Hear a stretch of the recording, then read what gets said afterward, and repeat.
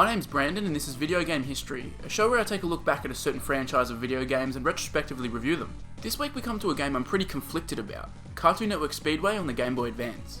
On one hand I love kart races, and I also love it when big companies with a huge stable of characters like Nintendo, Nickelodeon or Cartoon Network cross over their characters in a game.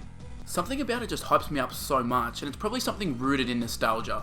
On the other hand, I do not like kart races being on the Game Boy Advance. I had Mario Kart Super Circuit as a kid and received it again as part of the 3DS Ambassador program, and it's just nowhere near as good as any of the other Mario Kart games.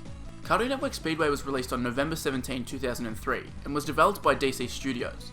And in a rare change of pace from the usual, the game was published by Majesco Entertainment instead of BAM. Review scores are unfortunately not too positive for Cartoon Network's first foray into kart racing.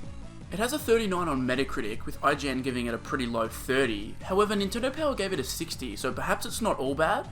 Either way, I'm excited to play a Cartoon Network kart racer, so let's jump into it. Cartoon Network Speedway is a mixed bag. First thing you'll notice is that graphically it's terrible, especially compared to Mario Kart Super Circuit, which it's clearly copying. Super Circuit also came out a whole 2 years before Cartoon Network Speedway. Most of the excitement from a game like this stems from seeing the various characters and locations come together, but that excitement is dampened when everything just looks gross. But more important than the graphics is what the actual gameplay content is like. And honestly, the game actually controls rather well. The handling of the karts is solid, which is something Mario Kart clones more often than not screw up terribly. I feel like it's pretty hard to mess up the control and handling of a 2D kart racer though. Possibly the biggest problem is that you literally never need to brake or even slow down in this game. I actually never used the brake button, with every single race just requiring me to hold down the A button for its entire duration. Just like basically every other kart racer, there are power-ups and weapons to pick up. These work pretty well and there's some solid variety in there, even going as far as to offering some new types of weapons that set itself apart from what Mario Kart had already done. Heck, Cartoon Network Speedway had a blooper type weapon in 2003, 2 years before Mario Kart DS introduced it to the series. But what content does the game offer other than your standard quick races? Well, you have 2 modes to choose from, challenges and competitions. Competitions serve as your Grand Prix that you'd find in Mario Kart. Here you race through 4 tracks, getting championship points for each race based on where you finish, with the goal to be on top after the last race finishes.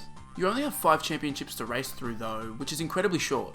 This is made even worse by the fact that, unlike in Mario Kart, you'll be repeating tracks through these championships. Besides the first championship, all the others feature at least 2 tracks you've already raced on. This makes things get repetitive quickly and ultimately just hampers the overall quality. Some of the tracks are really short too.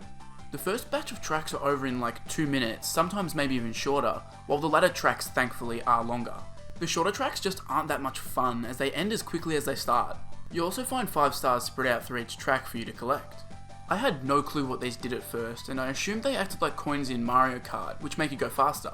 However, they actually increase your score during races, which allows you to unlock new power-ups. That's right, you don't have access to all the power-ups from the start. This might seem like a cool idea, but in execution it just drags the game down. It would have been so much more fun to have every power-up unlocked from the start, as your first few championships you'll just be using the same 3 or 4 power-ups over and over again. There's only 10 to unlock, but having those from the get-go would have made early races way more enjoyable. I also felt that most of the tracks were way too similar. Sure, there are change-ups like Alpine Antics, Desert Driveway, and Scary Speedway, but far too many tracks lack creativity and they just feel like normal racetracks. I feel like this is a little bit of a problem with the Cartoon Network properties though. It's kinda hard to add heaps of variety when Ed, Edd and Eddy, Johnny Bravo, Cow and Chicken, and Sheep in the Big City are all set in typical suburbia or a city. My biggest problem with the championship mode might be that for some ridiculous reason you can't progress to the next race if you finish outside of the top 3. What's the point of a championship point system if you're going to force me to finish in the top 3? The fun of Grand Prix races in Mario Kart is that you feel like you're in a proper championship season and you're given the opportunity to have a shit race, but then bounce back. All of that is lost in Cartoon Network Speedway as they force you to finish on the podium to progress.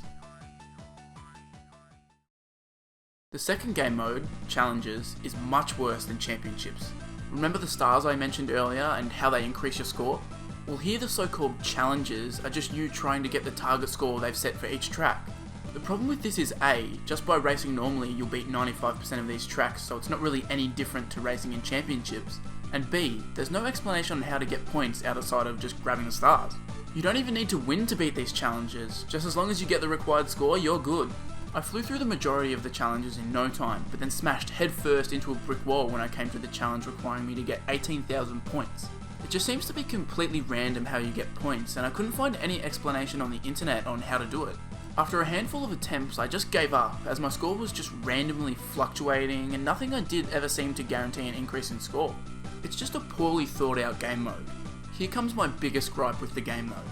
This barely counts as a Cartoon Network kart racer. You have 12 characters available in the game, with 6 being locked at the start, which become unlocked as you beat the challenges.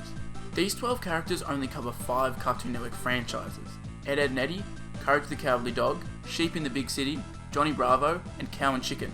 What the fuck? Where is Dexter's Lab? Where are the Powerpuff Girls? What about Samurai Jack? Heck, this game came out on November 17, 2003, which means both I Am Weasel and Codename Kids Next Door were out for more than long enough to be featured in the game. Instead, they thought characters like Swanky, Little Susie, and Super Cow were more worthy of a spot in the game. Compounding the issue further of that it doesn't really feel like a proper Cartoon Network crossover game, 4 of the game's 12 tracks aren't even based on Cartoon Network properties. Having the various franchises, characters, and locations crossover is the best part of a game like this, so having it be so botched here is incredibly disappointing to me. I feel like the developers had to be rushed to put this game out. Why else would they leave out 2 massive Cartoon Network franchises and add in multiple generic tracks that have nothing to do with Cartoon Network?